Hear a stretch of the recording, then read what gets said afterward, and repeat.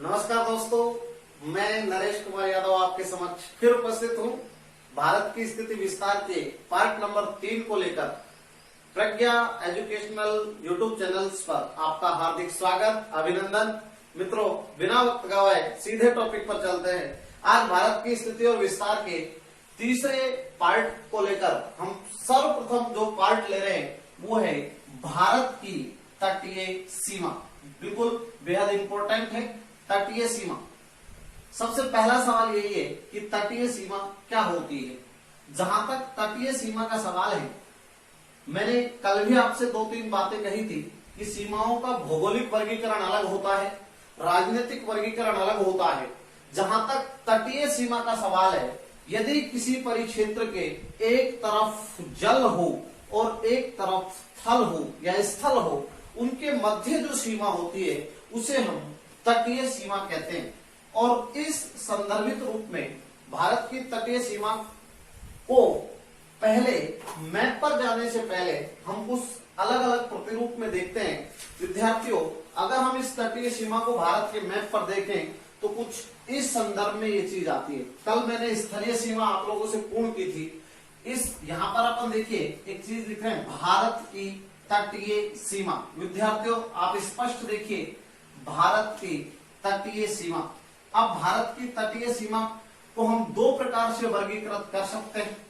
और 2 प्रकार से वर्गीकृत करने को लेकर, यानी हम ये कह सकते हैं मुख्य भूमि पर तटीय सीमा की लंबाई। जी, यहां पर देखिए द्वीपों सहित तटीय सीमा की लंबाई। मित्रों, एक बार हम डायग्रामेटिकल देख लेते हैं, उसके बाद हम मैप पर चलेंगे। तटीय सीमा की कुल लंबाई। अब आपको ये ध्यान रखना होगा कि वो आपसे तटीय सीमा की लंबाई किस संदर्भ में पूछ रहा है। मुख्य भूमि पर जहां तक तटीय सीमा की बात है, यहां पर देखिए, अगर हम बात करें तो मुख्य भूमि पर भारत की तटीय सीमा की लंबाई 6100 किलोमीटर है। Yes, 6100 kilometre. द्वीपों सहित अगर तटीय सीमा की बात करें, अर्थात आपसे वो पूछे कि भारत की कुल तटीय सीमा की लंबाई कितनी है, 7516.6 किलोमीटर। ये टोटल लंबाई है। इसका मतलब साफ है, यदि मुख्य भूमि और द्वीपों की अगर तटीय सीमा की लंबाई को माप दिया जाए तो भारत की कुल तटीय सीमा की लंबाई 7516.6 किलोमीटर होगी। ठीक है सर, यहाँ पर देखिए मुख्य भूमि पर तटीय सीमा की लंबाई 6100 किलोमीटर। द्वीपों सहित भारत की तटीय सीमा की कुल लंबाई कितनी है, 7516.6 किलोमीटर। अर्थात यहाँ पर देखिए, अगर हम इस मुख्य तटीय सीमा के ऊपर भारत के 9 राज्य, देखिए ध्यान रहे संदर्भित चीज है, भारत के 9 राज्य तटीय सीमा का निर्माण करते हैं। अब 9 राज्य तटीय कौन कौन से हैं, किस किस रूप में, हम इसके लिए सीधा मैप पर चलते हैं। हमें मैप बना रहे हैं और उस पर आप लोग ध्यान दें, स्पष्टतः ध्यान दें कि भारत की तटीय सीमा पर कौन कौन से राज्य सीमागत होते हैं। विद्यार्थियों, यहां पर देखिए, ये आपकी कच्छ, यहां पर खंबात की खाड़ी, और खंबात की खाड़ी के बाद में ये भारतीय साउथ इंडिया का परिक्षेत्र है। यहां पर ये दक्षिणी भारत, और दक्षिणी भारत के बाद में वेस्ट बंगाल। ये इधर अरेबियन सी है, अरब सागर। यहां पर अगर अपन देखें बे ऑफ बंगाल, बंगाल की खाड़ी, यस, बंगाल की खाड़ी। विद्यार्थियों, अगर हम यहां पर एक राज्य की बात करें तो यहां पर एक राज्य आता है जिसका नाम है गुजरात। गुजरात के ठीक नीचे अपना एक राज्य है, जिस राज्य का नाम है महाराष्ट्र। महाराष्ट्र के ठीक नीचे एक छोटा सा राज्य जिसे हम कहते हैं गोवा, जिसे इंडिकेट कर रहे हैं हम गोवा को। उसके ठीक यहां पर एक हमारा और राज्य आता है जिसका नाम है कर्नाटक। ध्यान दें, कर्नाटक के बाद में हमारा एक और राज्य दृष्टिगोचर होता है जिसका नाम है केरल। विद्यार्थियों, यहां पर एक राज्य है जिसका नाम है तमिलनाडु। जी, तमिलनाडु। तमिलनाडु के बाद में भारतीय परिक्षेत्र के अंतर्गत एक और राज्य आता है जिसका नाम है आंध्र प्रदेश। और आंध्र प्रदेश के बाद में यहां पर एक राज्य और है जिसका नाम है उड़ीसा।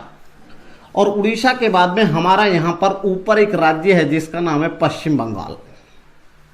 अब आप देखिए, ये भारत के 9 राज्य हैं जो तटीय सीमा का निर्माण करते हैं। विद्यार्थियों, हमारे यहां पर एक छोटा सा एक द्वीप समूह है जिसका नाम है लक्षद्वीप। और इधर जो हमारा द्वीप समूह है, आप सब जानते भी हैं, इस द्वीप समूह का नाम है अंडमान निकोबार। यहां पर छोटे छोटे 2 द्वीप और थे जिनका नाम था दमन और दीव। कल भी मैंने आपसे चर्चा की थी, महाराष्ट्र और गुजरात की सीमा पर दादर नागर हवेली एक केंद्र शासित प्रदेश था, दादर नागर हवेली। इसके साथ साथ आपके मन में एक और केंद्र शासित प्रदेश की बात उठ रही होगी।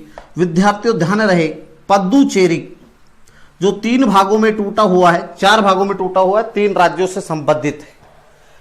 यहां पर छोटा सा जिला है माहे, पद्दुचेरी का जिला है। यहां पर पद्दुचेरी, यहां पर यनम, यह आंध्र प्रदेश से लगता है, और कराकाइल, कराकाइल, ये देखिए पद्दुचेरी। अब आपको यहां पर देखिए, इधर अरब सागर है और इधर बंगाल खाड़ी। मैंने अभी आपसे कहा कि भारत की तटीय सीमा की कुल लंबाई 7516.6 किलोमीटर है।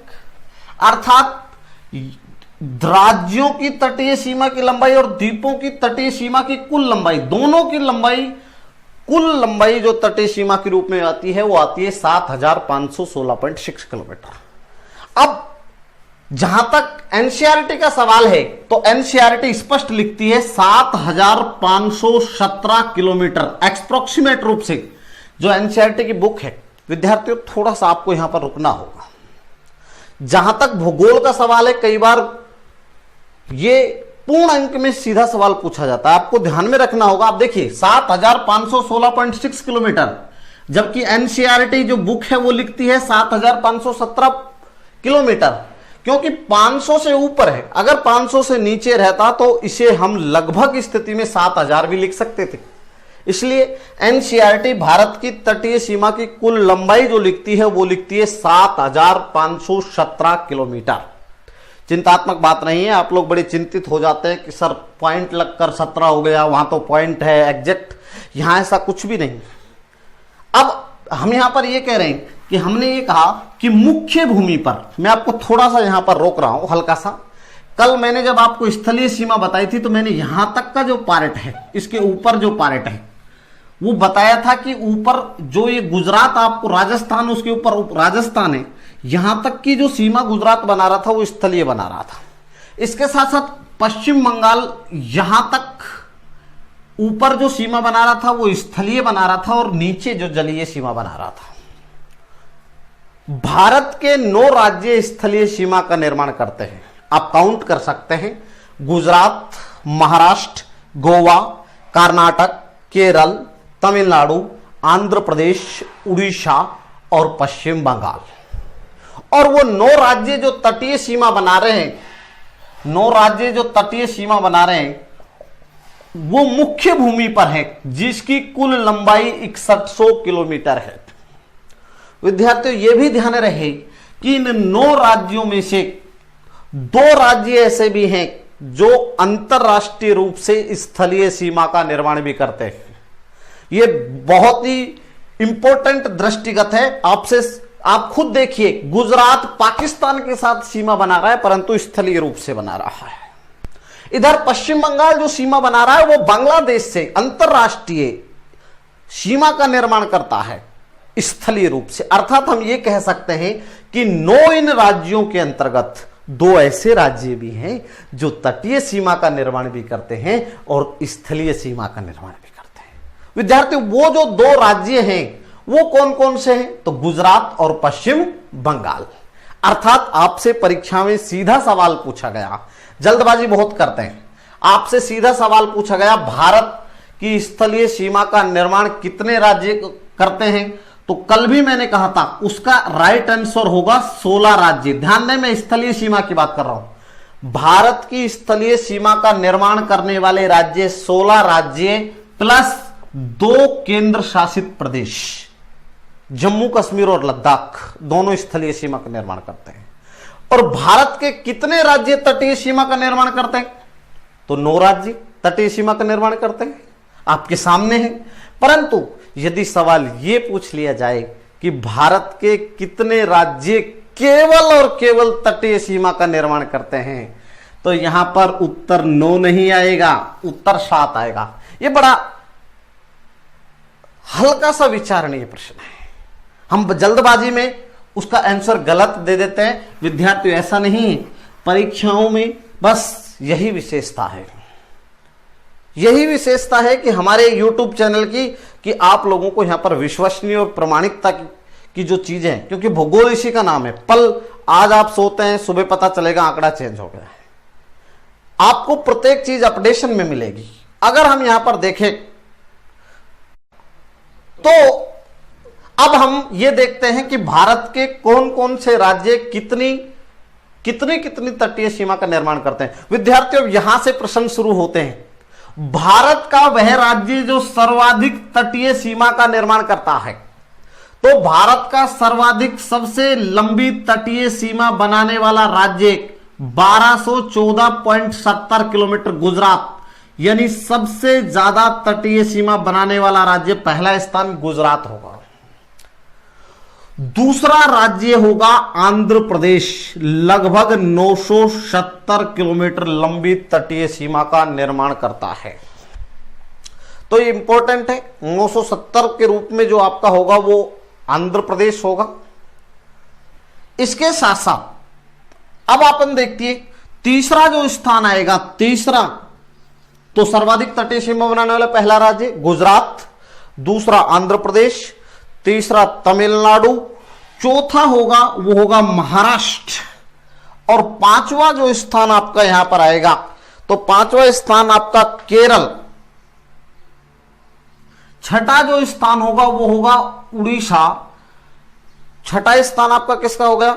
उड़ीसा। सातवां स्थान जो होगा वो आपका होगा कर्नाटक, आठवां पश्चिम बंगाल, और नवा आप ध्यान दें 9 नंबर पर जो आएगा वो गोवा आएगा। अब मैं एक बार क्रम भी लिख रहा हूं। भारत की सर्वाधिक लंबी तटीय सीमा बनाने वाला पहला राज्य विद्यार्थियों कौन सा हो गया? गुजरात। आप क्रम को ध्यान दें, राज्य की बात कर रहा हूं मैं, अभी केंद्र शासित प्रदेश की बात नहीं कर रहा हूं। दूसरा, यह अवरोही क्रम होगा। दूसरा जो स्थान आप स्वयं देख सकते हैं आंध्र प्रदेश। तीसरा जो हो जाएगा वो हो जाएगा तमिलनाडु। चौथा जो स्थान होगा वो होगा महाराष्ट्र। पांचवा जो स्थान होगा वो हो जाएगा कौन सा? केरल, बिल्कुल पांचवा केरल। छठा नंबर विद्यार्थियों जो होगा वो होगा उड़ीसा का। सातवां नंबर जो आपके सामने है वो कर्नाटक। आठवां नंबर पश्चिम बंगाल, और सबसे कम तटीय सीमा बनाने वाला राज्य गोवा। एक्सप्रोक्सीमेट रूप से 101 किलोमीटर लंबी तटीय सीमा है गोवा की। विद्यार्थियों, ध्यान देने योग्य बात है, आप खुद अंदाजा लगा सकते हैं प्रश्न को कैसे घुमाया जाता है। एक और तरीके से भी प्रश्न आपके सामने दे सकता है। वो कह सकता है कि अरब सागर से सर्वाधिक लंबी तटीय सीमा बनाने वाला भारतीय राज्य कौन सा है? तो विद्यार्थियों, उसका उत्तर भी होगा गुजरात। एक परीक्षा में एक सवाल पूछा गया था, आप खुद जानते हैं, इधर बे ऑफ बंगाल है, यानी बंगाल खाड़ी है। बंगाल की खाड़ी से सर्वाधिक लंबी तटीय सीमा बनाने वाला राज्य कौन सा होगा? तो विद्यार्थियों, यहां पर होगा आंध्र प्रदेश, क्योंकि दूसरे स्थान पर है। 970, कुछ 973 मान सकते हैं एक्सप्रोक्सीमेट रूप से, तो ये आंध्र प्रदेश होगा। तीसरा तमिलनाडु, चौथे नंबर पर महाराष्ट्र, पांचवें पर जो आपका स्थान होगा वो केरल, छठा स्थान उड़ीसा, सातवां कर्नाटक, आठवां पश्चिम बंगाल, और सबसे कम तटीय सीमा बनाने वाला गोवा। अब आपसे मान लीजिए दूसरे रूप में सवाल पूछ लिया गया कि बताइए सबसे कम बंगाल की खाड़ी के साथ सीमा बनाने वाला राज्य कौन सा है? तो पश्चिम बंगाल। इसके साथ साथ विद्यार्थियों ये तो थे राज्य। अब मैं थोड़ा सा यहां पर एक अलग रूप में आपको ले रहा हूं। सर्वाधिक सबसे लंबी तटीय सीमा बनाने वाला केंद्र शासित प्रदेश अंडमान निकोबार पहले स्थान पर आता है। फर्स्ट, सबसे ज्यादा और सबसे लंबी तटीय सीमा का निर्माण करता है। दूसरे नंबर पर आता है लक्षद्वीप, लगभग 132 किलोमीटर लंबी तटीय सीमा का निर्माण करता है लक्षद्वीप। विद्यार्थियों तीसरे स्थान पर जो होगा वो पुदुचेरी होगा, लगभग 49 किलोमीटर लंबी तटीय सीमा का निर्माण करता है। और सबसे कम तटीय सीमा बनाने वाला केंद्र शासित प्रदेश, ध्यान दें यहां यह आंकड़ा चेंज हो गया है। अब हम दमन दीव केंद्र शासित प्रदेश नहीं है, यह एक जिला हो गया किसका, दादर नागर हवेली का। तो सबसे कम तटीय सीमा बनाने वाला लगभग 42 किलोमीटर, चौथे स्थान पर अब दादर नागर हवेली आएगा। ये आंकड़ा नया है, आप पुरानी पुस्तकें पढ़ रहे होंगे। जैसा कि मैंने कल भी आपको बताया था कि 26 जनवरी 2020 को दमन दीव को मिला दिया गया किसमें, दादर नागर हवेली में। तभी तो भारत में केंद्र शासित प्रदेशों की संख्या 9 से घटकर 8 रह गई थी विद्यार्थियों। यहां पर अपन देखें तो अब सबसे कम लंबी तटीय सीमा बनाने वाला केंद्र शासित प्रदेश जो होगा वो दादर नागर हवेली होगा। यह बात अलग है कि जिले के रूप में दमन और दीव को हम रख सकते हैं। तो अगर हम केंद्र शासित प्रदेशों का क्रम देखें तो मैं यहां पर लिख रहा हूं, केंद्र शासित प्रदेशों में पहला स्थान अंडमान निकोबार, विद्यार्थियों दूसरा स्थान लक्षद्वीप, तीसरा जो स्थान होगा वो आपका होगा पुदुचेरी, और सबसे कम चौथे स्थान पर आ जाएगा वो आ जाएगा दादर नागर हवेली, लगभग 42 किलोमीटर। तो अब आपको स्पष्ट हो गया होगा कि भारत के कितने केंद्र शासित प्रदेश तटीय सीमा का निर्माण करते हैं, कितने, 4। यस, तो 9 राज्य, 4 केंद्र शासित प्रदेश। यह बात ठीक है, आप स्क्रीनशॉट भी ले सकते हैं, बिल्कुल आप क्रम देख सकते हैं। ये अवरोही क्रम है 9 राज्यों का, बिल्कुल कंटिन्यू है, और ये केंद्र शासित प्रदेशों का अवरोही क्रम है तटीय सीमा के रूप में, सबसे कम यानी ज्यादा से कम की ओर, और केंद्र शासित प्रदेशों का भी यही क्रम है। परंतु यदि एक और भी तरीके से प्रश्न पूछा जा सकता है विद्यार्थियों, अगर सबसे पहले अगर क्रम लगाना हो तो यहां पर देखिए 1962, अगर केंद्र शासित प्रदेश और राज्यों को सम्मिलित रूप से अगर क्रम लगवाए तो ध्यान रहे यहां पर पहला स्थान फिर अंडमान निकोबार का आएगा, दूसरा स्थान गुजरात का आएगा, तीसरा स्थान फिर आपका आंध्र प्रदेश, चौथा स्थान तमिलनाडु। यह क्रम बदल जाएगा, तमिलनाडु का आएगा, फिर महाराष्ट्र, केरल, उड़ीसा। यानी हम यह कह सकते हैं कि यहां पर इस प्रकार से एक चीज का आप ध्यान रखें, क्योंकि गोवा की 101 है और लक्षद्वीप की लगभग 132 किलोमीटर है, पुदुचेरी की लगभग 49 किलोमीटर है। इसका मतलब लक्षद्वीप के नीचे आएगा गोवा। मेरा कहने का मतलब आपसे सिर्फ यह है, यदि सम्मिलित रूप से पूछे कि सर्वाधिक निम्न में से एक प्रश्न जैसे आपके दिया कि यहां पर देखिए मैं इसको मिटा रहा हूं, एक प्रश्न अपन देख लेते हैं कि सबसे ज्यादा लंबी तटीय सीमा का निर्माण करने वाला राज्य कौन सा होगा, या निम्न में से सर्वाधिक लंबी सीमा बनाने वाला कौन सा क्षेत्र होगा। प्रश्न को ध्यान से देखें, राज्य पूछे गुजरात, यह एक प्रश्न दे निम्न में से सर्वाधिक तटीय सीमा का निर्माण करता है, और आपके सामने 4 ऑप्शन देता है। पहला ऑप्शन अंडमान निकोबार, दूसरा गुजरात, तीसरा आंध्र प्रदेश और चौथा तमिलनाडु। तो इसमें से आपका राइट आंसर होगा अंडमान निकोबार, क्योंकि उसका 1962 किलोमीटर है। तो विद्यार्थियों ये तटीय सीमा का क्रम था। अब अपन आगे विद्यार्थियों अब हम तटीय सीमा पूर्ण होने के बाद में भारत की सामुद्रिक सीमा की ओर कदम बढ़ा रहे हैं। भारत की सामुद्रिक सीमा, बिल्कुल ये बहुत अच्छा और इंटरेस्टिंग टॉपिक है, जिसको आप लोगों ने बहुत शॉर्ट रूप में पढ़ा होगा। आज हम इसको बड़े और विस्तृत रूप में पढ़ रहे हैं। सबसे पहला सवाल ये है कि हमेशा पहले कुछ तथ्यात्मक बातें हैं जिनको अपन देख लेते हैं। विद्यार्थियों समुद्र में भी हमारे सबसे मन में हमारे प्रश्न उठ जाना चाहिए कि क्या समुद्र में भी सीमाएं होती हैं। किसी देश की। बिल्कुल, समुद्रों में भी सीमाएं होती है। अगर समुद्रों में सीमा नहीं होती तो हमें नौसेना से लेकर तट रक्षक बल, कोस्ट गार्ड की कोई आवश्यकता नहीं होती। परंतु मान लीजिए ये अपना भारत है, साउथ इंडिया है, अब इधर हमारे बंगाल खाड़ी है, तो भारत की सीमा कहां तक हो? सपोज दैट ये अपना भारत है और यहाँ पर श्रीलंका है, तो भारत का हिस्सा अगर यहां तक होगा, यहां तक होगा या यहां तक होगा, इस बात को लेकर विवाद उठने लगे। अब किसी देश की तटीय सीमा से अगर हम तट से लेकर समुद्र के रूप में सीमा कितनी है, यानी सामुद्रिक सीमा कितनी है, इसको लेकर विभिन्न देशों के मध्य विवाद उत्पन्न हो गया। विद्यार्थियों, अब इस विवाद से निपटने के लिए यह मामला यूएनओ में चला गया। यूएनओ, अब यूनाइटेड नेशन ऑर्गेनाइजेशन, आप सब जानते हैं, member of UNO at present time as a country in 193 और 193 सदस्य दक्षिणी सूडान का। विद्यार्थियों, यहां पर यह बड़ा एक विचारणीय प्रश्न है कि जब मामला यूएनओ में गया तो यूएनओ में एक समझौता हुआ जिसका नाम था अनक्लोज। यह का मतलब एक संधि हुई और उस संधि के तहत कुछ बातें और कुछ शर्तें निर्धारित की गई। अनक्लोज का जहां तक सवाल है, United Nation convention law of the ship, यानी मैं इसको पूरा लिख रहा हूं, अनक्लोज की फुल फॉर्म लिख रहा हूं, United Nation convention law of the ship. Sir, ये एक संधि लाई गई और ये संधि कब लाई गई? 1982 में। 1982 में अनक्लोज समझौते के तहत प्रत्येक देश की प्रादेशिक सामुद्रिक सीमा का निर्धारण हुआ और उसमें निर्धारित किया गया कि किस किस देश की कितनी सीमाएं होंगी।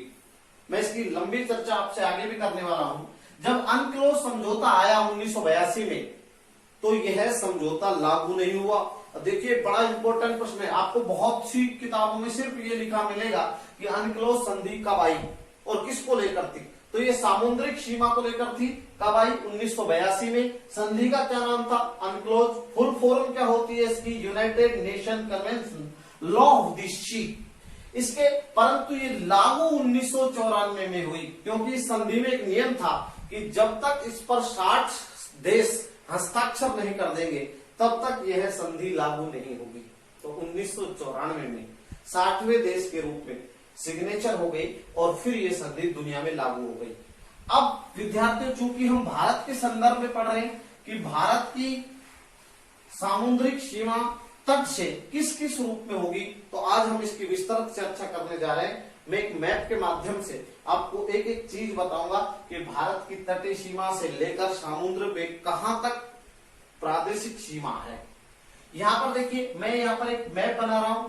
इधर अपन देखें, ये कच्छ की खाड़ी, खंबात, इधर अपना ये भारत, और यहां पर देखिए इस तरीके से ये भारतीय परिक्षेत्र।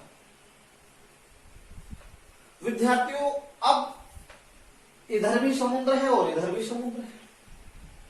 हम ये कहां तक माने कि अगर हम यहां से सीमा मापें तो 12 नॉटिकल मील यहां आती है। अगर हम यहां से नापें तो 12 नॉटिकल मील यहां पर आती है, क्योंकि तट रेखा तो समान नहीं है, सीधी नहीं है, वो तो कटी फटी है, कहीं अंदर जा रही है कहीं बाहर जा रही है। आप देखिए, अगर हम इधर भी, क्योंकि इधर भी समुद्र है, 12 नॉटिकल मील मापेंगे यहां तक आएगा। अगर हम यहां से मापेंगे इधर तक आएगा, क्योंकि ये तो बाहर निकला हुआ पार्ट है और ये अंदर घुसा हुआ पार्ट है। मेरा कहने का मतलब ये है कि सबसे पहले कहां से हम इस चीज को निर्धारित करें। ये बहुत चिंता का विषय हो गया कि हम यहां से मापे, यहां से मापे। अब सर, अनक्लोज समझौते की आवश्यकता क्यों पड़ी? तो क्यों पड़ी? मान लीजिए यहां पर पड़ोसी राष्ट्र है श्रीलंका, और श्रीलंका कह देगा कि मेरी सीमा तो 12 नॉटिकल मील यहां तक है, 24 यहां तक है।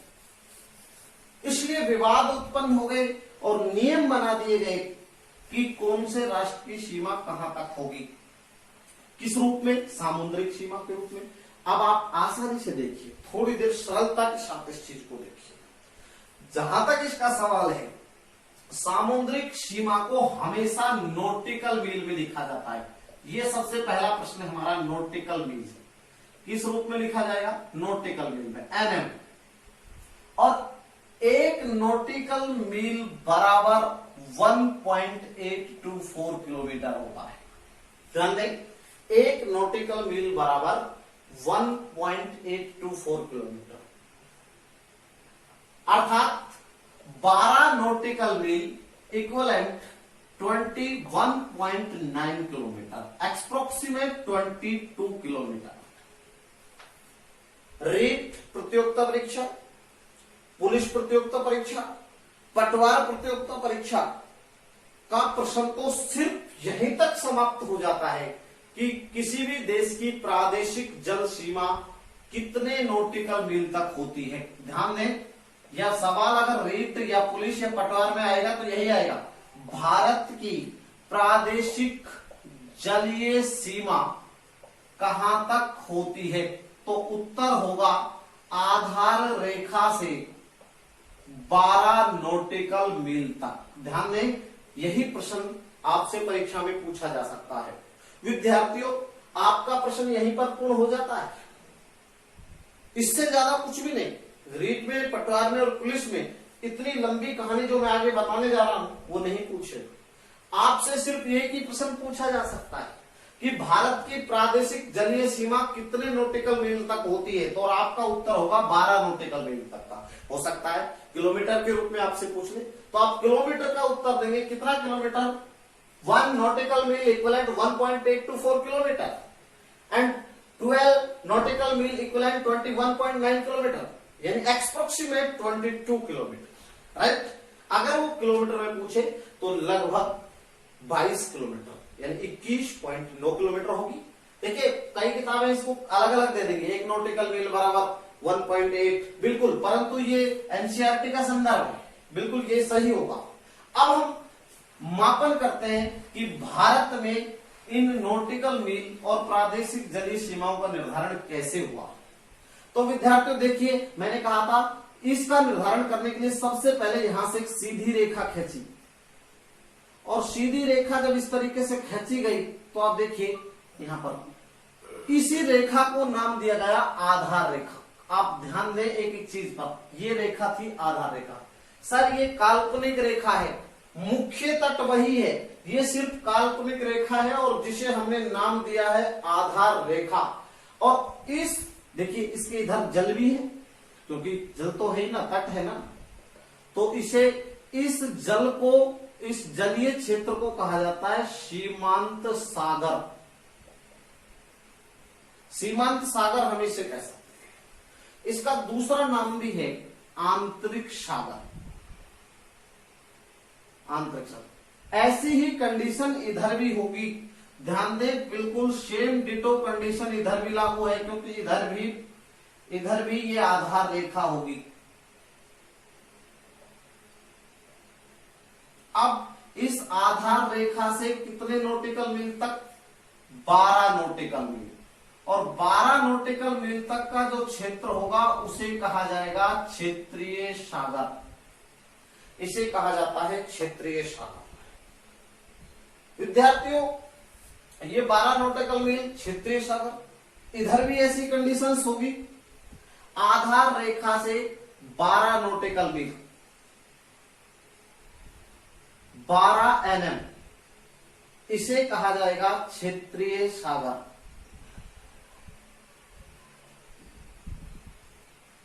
क्षेत्रीय सागर, और क्षेत्रीय सागर को अगर अपन देख लें तो इसके ऊपर भारत को सभी अधिकार प्राप्त है, सभी अधिकार प्राप्त।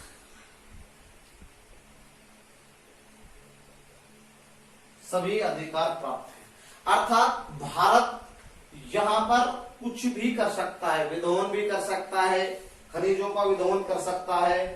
कहने का मतलब all rights reserve for India किस क्षेत्र में? क्षेत्रीय सागर में। ये इंपोर्टेंसी की बात है। इसके अलावा अगर अपन आगे बात करें तो यहां से देखिए, इस आधार रेखा से इधर भी ये पार्ट होगा, ये पार्ट, और इधर भी ये पार्ट होगा, क्योंकि दोनों ओर सामुद्रिक सीमा है। इसे कहते हैं 24 नॉटिकल मील। सर इसे एक नाम से जाना जाएगा जिसे कहा जाएगा संलग्न क्षेत्र, या इसका दूसरा नाम भी होगा अविच्छिन्न मंडल। यस, अविच्छिन्न मंडल 24 नॉटिकल मील। आप नोटिस रहे, आधार रेखा से 24 नॉटिकल मील तक का जो क्षेत्र है वो संलग्न क्षेत्र या अविच्छिन्न मंडल कहलाता है। इसके बाद इस आधार रेखा से एक और भी क्षेत्र आएगा जिसका नाम होगा, यहां पर देखिए, इसे 200 नॉटिकल मील तक का क्षेत्र होगा, 200 एनएम। ध्यान दें, आधार रेखा से 200 नॉटिकल मील तक का जो क्षेत्र है वो कहलाता है EEZ, एक्सक्लूसिव इकोनॉमिक जोन। अगर हम हिंदी की बात करें तो इसे कहा जाता है अनन्य आर्थिक क्षेत्र, अनन्य आर्थिक क्षेत्र। और इसके बाद का जो क्षेत्र है वो कहलाता है उच्च सागर, यानी जिसे हम कह सकते हैं हाई सी। ध्यान दें, इसे हम एक नाम से जानते हैं जिसे कहते हैं हाई सी। विद्यार्थियों, ये बड़ा इंपॉर्टेंस की बात है कि अगर अपन इधर भी ये पार्ट है और उधर भी वो पार्ट है, आपको नीचे दिख नहीं रहा होगा कि ये देखिए, ये जो लाइन आ रही है वो लाइन यहां पर ही मिल रही है, और उसके बाद में जो दूसरी लाइन है वो यहां पर मिल रही है। आप नोटिस कर सकते हैं कि ये जो क्षेत्र है एक्सक्लूसिव इकोनॉमिक जोन, अनन्य आर्थिक क्षेत्र, इधर भी आप यहां पर लिख रहा हूं मैं, आधार रेखा से 200 नॉटिकल मील तक का जो क्षेत्र है वो कहलाता है EEZ, एक्सक्लूसिव इकोनॉमिक जोन। और उसके बाद में जो क्षेत्र कहलाएगा वो कहलाएगा हाई सी, यानी हिंदी में अगर हम इसे कहेंगे तो इसे कहेंगे उच्च सागर। इसके बाद 200 नॉटिकल मील के बाद जो क्षेत्र होता है वो कहलाता है उच्च सागर। मित्रों, इस उच्च सागर पर सभी राष्ट्रों का समान अधिकार होता है। हमारे गांव में एक भूमि होती है जिसका नाम होता है सवाई चक की जमीन, यानी कहने का मतलब उस पर सभी लोगों का बराबर हक होता है। ठीक उसी तरीके से 200 नॉटिकल मील के बाद जो क्षेत्र बचेगा तो उसके ऊपर सभी राष्ट्र जो है, सभी राष्ट्रों का जो अधिकार होगा वो समान होगा, समान अधिकार। ये इंपॉर्टेंस की बात है, समान अधिकार, राइट। यानी ये यहां पर कोई भी राष्ट्र किसी प्रकार की अकेला ना अधिकार कर सकता है ना विध्वंस कर सकता है, यानी ये एक सार्वजनिक भूमि के रूप में, सामुद्रिक भूमि के रूप में क्षेत्र है। यस, इसके बाद आप देखिए, मैंने यहां पर कहा क्षेत्रीय सागर पर तो अपना ये भारत, इसको संपूर्ण राइट्स प्राप्त है। मैंने का मतलब इसीलिए ही कहा जाता है कि किसी भी देश की प्रादेशिक जलीय सीमा 12 नॉटिकल मील तक होती है। उसके बाद 24 नॉटिकल मील, आधार रेखा से 24 नॉटिकल मील इधर भी है और उधर भी है। इस क्षेत्र को कहा जाता है संलग्न क्षेत्र, अविच्छिन्न मंडल। विद्यार्थियों, यहां पर भारत सीमा शुल्क लगा सकता है, साफ सफाई कर सकता है,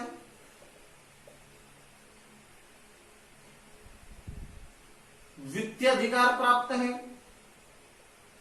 वित्तीय अधिकार प्राप्त, भारत को वित्तीय अधिकार प्राप्त है, और प्रवासी कानून, अप्रवासी कानून लागू।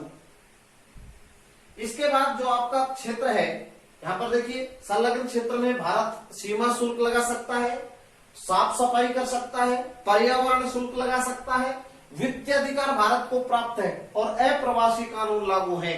अर्थात मैं भी थोड़ी देर बाद में चर्चा भी करूंगा इसकी कि सर ये क्या होता है, लेकिन उससे पहले मैं इसको पूर्ण कर देता हूं।